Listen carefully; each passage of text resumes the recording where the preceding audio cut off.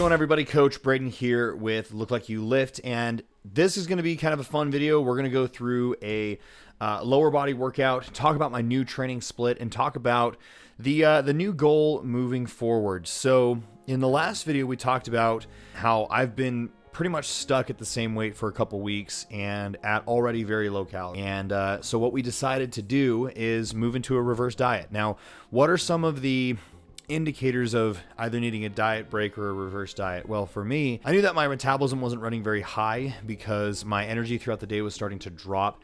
And in the mornings, I was actually, my body temperature was actually very, very low. My wife, whenever she would like touch my hands or touch my nose, it was like I was out in the middle of a snowstorm and just came back inside. Those are all, those are all indicators of metabolism starting to drop in order to conserve energy from low food. And if there's anything that I know about my own body is that I adapt very quickly to low calories. And that's just how I am. That's just how genetically I am. And, I'm not going to make that as an excuse, but, we just have to learn how to calibrate that and how to work with that. So considering I was at 2,200 calories, not losing any weight, and I was about, I'm about 1,500 calories away from what my estimated maintenance calories should be, and I'm still not losing weight. That's a pretty good indicator that things are not going right. And I know that it was 2,200 calories because I don't have a lot of variety in my diet. I eat the same thing every single day, and that allows for me to keep things accurate and keep things consistent. Still wasn't seeing progress. So what we've done is we decided to move into a 12-week reverse diet. Now, what we're going to do in the 12-week reverse diet is progressively increase calories on a weekly or a bi-weekly basis, depending on how responsive I am. So if my weight is increasing too quickly, then, we won't make caloric increases. But if my weight is either staying stable or just a slight increase, then we'll increase calories by about 20%. So I'm at 2,600 calories right now. We're going to increase to 3,000 at the end of this week. Then we're going to increase to 34, then 36. And honestly, we're going to see how far we can push the caloric increases. Because if I can get all the way up to like 4,000 calories, that means I can diet off of 4,000 calories, which will make for a very good dieting experience. Now, the next big concern with this reverse diet is, I'm planning on riding this out about 12 weeks, maybe even 16 weeks, is am I going to be ready for the show in April? I'm probably not going to be ready for the show. And like I've said many times, I'm new to this, and I will not be getting on stage if I am not ready. I want to be competitive at this. I very well may be not ready for the April show. And so what this may mean is I might have to look for a show in June or August or maybe even September.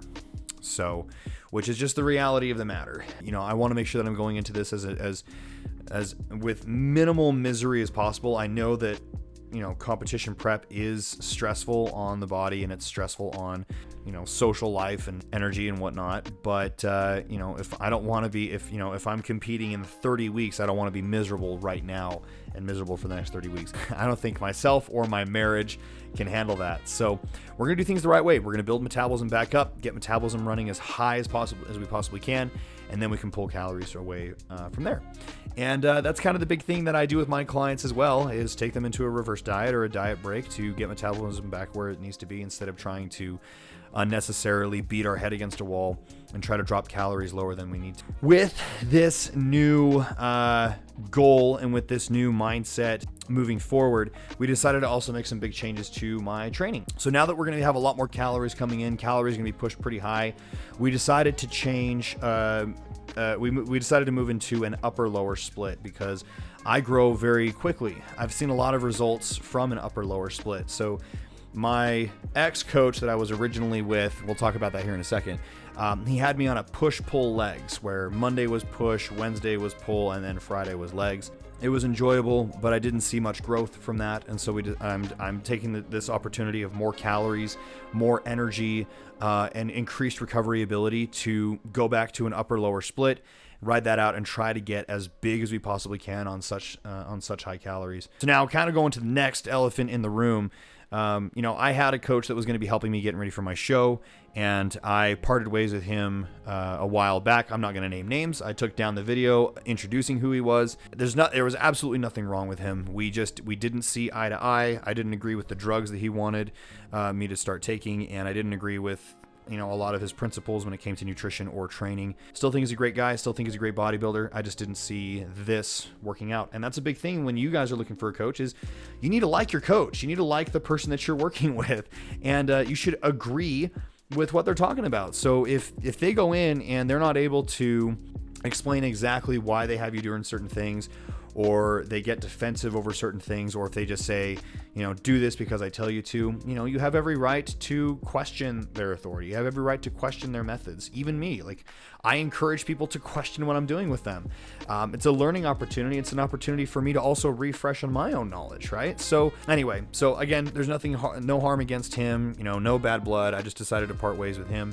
As I get closer to the show, I will be looking for another competition prep coach. But in the meantime, I'm going to do what I know best, and that's get as strong as we can, reverse diet, and go from there. All right, so let's get into some training footage, shall we? So I'm on a 4-day upper-lower split, and the way that it's broken out is I've got 2 upper body sessions and 2 lower body sessions. So I have upper body 1. For upper body 1, I have heavy pull work, and then I have light push work, and then upper body 2, I have heavy push work and light pull work.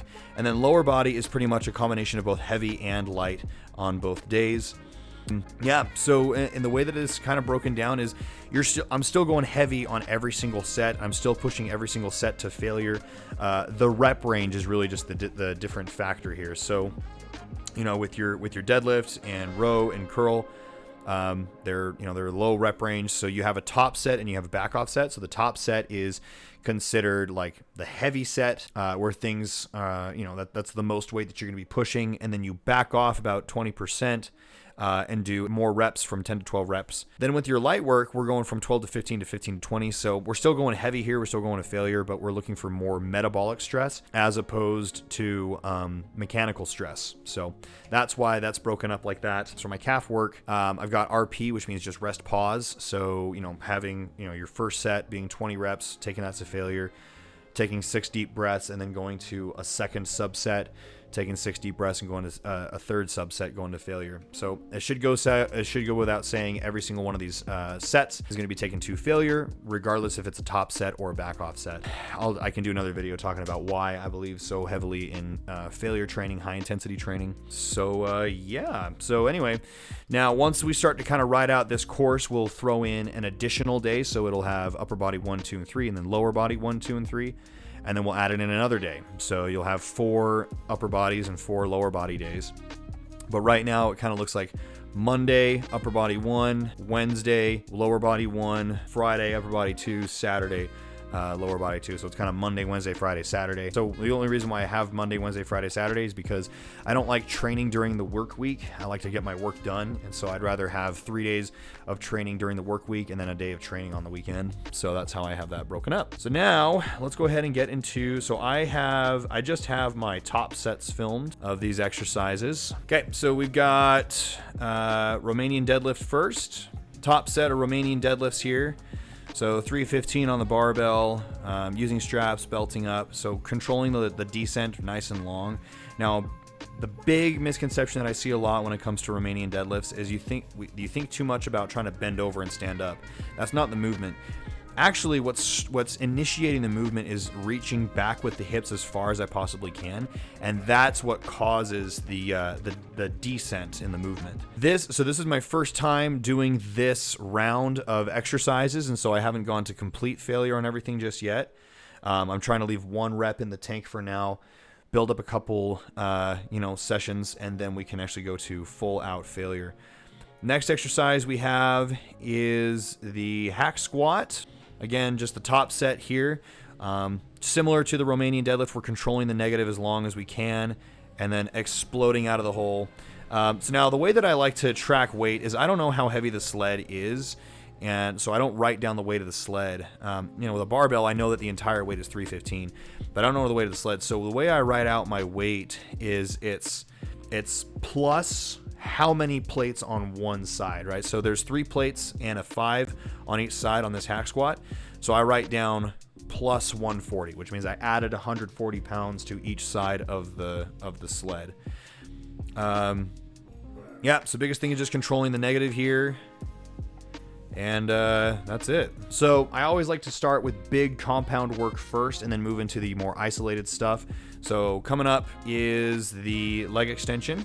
Similar to all the other exercises you've seen before, is we explode up first. So we explode and then we control that negative as long as we can. And I really focus on squeezing at the very, very top. And you can't see it in the footage right now, but I also point my toes when I'm doing a leg extension. So I can't give you the exact science behind it, but there's something about increasing that activation of the quadricep if you point your toes forward. And then you'll also see me using my deadlift straps on this. The big reason for that is because I find myself slipping off of the handles. I work so hard on the leg extension that I grip onto the handles with my like my life dependent on it. I just like to have more connection there, so I don't have to worry about falling, launching off the seat of the machine. Next exercise is lying hamstring curl. This probably isn't the most flattering angle of me. So one other thing is, you'll notice in like lower body 2 and lower body 1, I like to start with a hamstring exercise. The reason why I like to start with hamstring exercise is because if you can get your hamstrings warm before your other exercises, like your squat exercise, leg press, or leg extension, then you're going to really make your knees nice and warm. I have a couple knee problems, just a couple knee pains, and so I like to get my hamstrings warm, and that helps my knees through my training sessions. Same thing here. We're controlling the negative as long as we possibly can, and then kind of thinking like the hamstring is a bicep. I mean, it is a bicep. It's called the biceps femoris. So I kind of like try to envision like I'm doing a bicep curl with my legs, and I find that kind of mentality really helps me with feeling a good connection with my hamstrings. That's absolute failure there. Can't do another rep even if I wanted to. And that's pretty much it. I didn't really film my calf raise because calf raises aren't too impressive. They're not too fun to watch. But I just did a leg press calf raise. I loaded up 3 plates and a 25 on each side, so adding plus 160 pounds. And then I did 22 reps until I failed, and then I took 6 deep breaths, did 8 reps till I failed, took 6 deep breaths, and then I did 6 reps until I failed. And then after that, I went and did 10 minutes of cardio. Yes, you should be doing cardio even in your off season. I call it an off season, but I'm actually just reverse dieting.